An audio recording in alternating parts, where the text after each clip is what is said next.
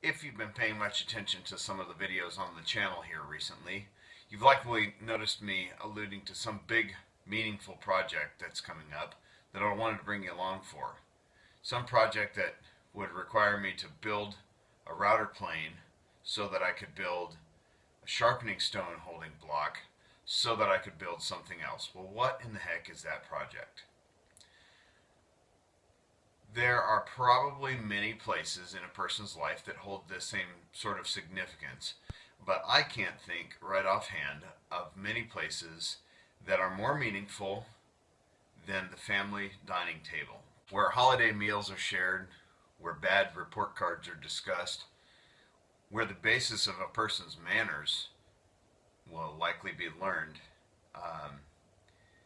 The dinner table. The dinner table is where so much of that happens. And so I wanted to build something with my own two hands that that hopefully my kids will fight over after I'm gone. Hopefully it's something that will at least stand up to the test of time for that long. I've decided to go as old school or traditional as I possibly can while building this table. I'm not going to use any glue. I'm not going to use any screws, any metal fasteners. And my intent is to use nothing but hand tools. Now, I will be the first to tell you that I am not a professionally trained carpenter.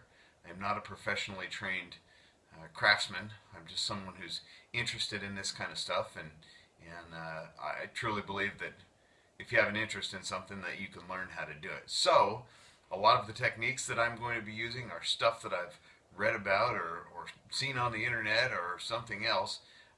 So it will probably be some stuff that you out there as real full-fledged craftsmen, because I'm sure there are a handful of you, so there will probably be some stuff that you will cringe at. Feel free to leave that gently in the comments section, and I'd love to learn as I'm doing this. So that very first part of it is sharpening. It's rumored that Abraham Lincoln said something to the effect of, if I had 6 hours to cut down a tree, I would take 4 hours and sharpen my axe. Now, the very basis of that, whether Abe Lincoln actually said that or not, but the basis of that is that a sharp tool, any sort of a cutting, an edged tool, a sharp tool is second to none. And a dull tool will not only take you longer, far longer than a sharp one, but as they always say, is more dangerous because you have to put more force behind a dull tool. Therefore, you're likely to slip off of your work and, well, poke yourself with it, whatever in the heck it is. So that's going to be the first part of this project, getting everything tip-top sharpened up so that we can go to work on it.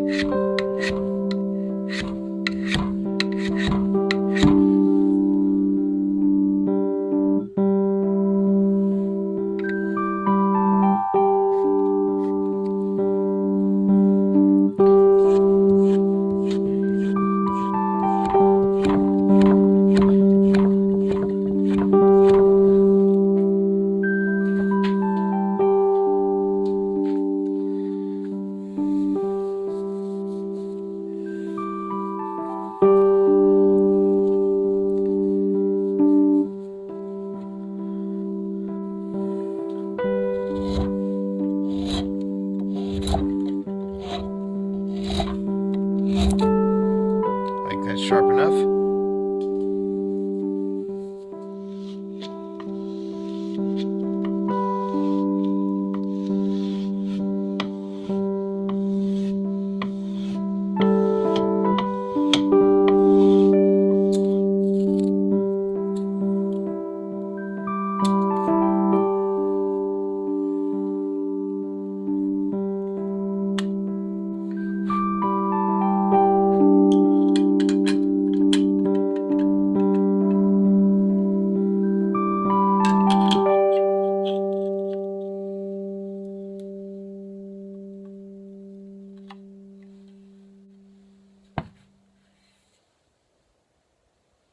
There's a couple of things that I want to point out about sharpening these old auger bits. First things first, don't sharpen them just for giggles. These things are, well, they don't make them like this anymore, and so you want to preserve them as long as you can. So first things first, if you're going to sharpen the cutter, only sharpen this back side of the cutter. Do not sharpen the top side. Don't touch your file to that flat edge. It's pretty precise. It needs to stay that way. So, only the back side, here and here.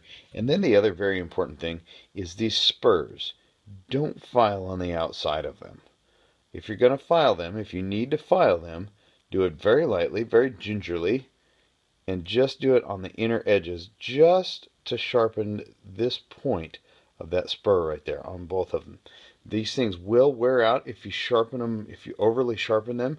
If you sharpen them just for the sake of sharpening them. Here's an example. And this guy is still usable, but this guy's been sharpened. It's either been just in use for a long time, or it's been sharpened when it didn't really need to be. With all that said, I'm only just going to barely touch up the spurs here. The cutter seems to be pretty good and sharp, and I'm just going to barely touch up the spurs.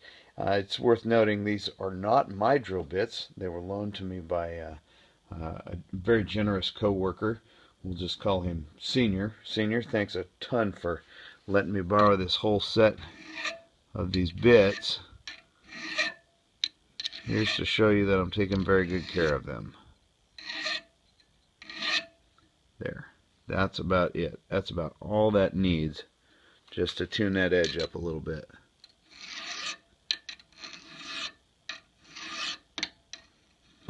If you file on the outside of this spur, what you cause is you cause a taper, I guess, in the spurs, and what you could wind up with is a drill bit that's stuck in the hole that you're boring. So there we are, all the primary tools that I'm going to be using for this project, which the more I think of it, the more I think I may be biting off quite a big bite. But now I've got all my tools sharpened up, and that will help considerably. If you enjoy this, stick around. It's going to be a multi-part build. Probably, I don't know, probably no more than 5 or 6 parts. And I hope you come along and watch it all come together. Click the thumbs up if you like it, and do me a favor, if you have the time. If you click the thumbs up, share this. If there's somebody that you know that will like this, the best thing, the biggest thing that you can do to help support the channel here is to share this. The more people that can see this, the more people can join in on the conversation and in the group learning session, if you will. So, thanks again for watching. I hope I'll see you on the next video.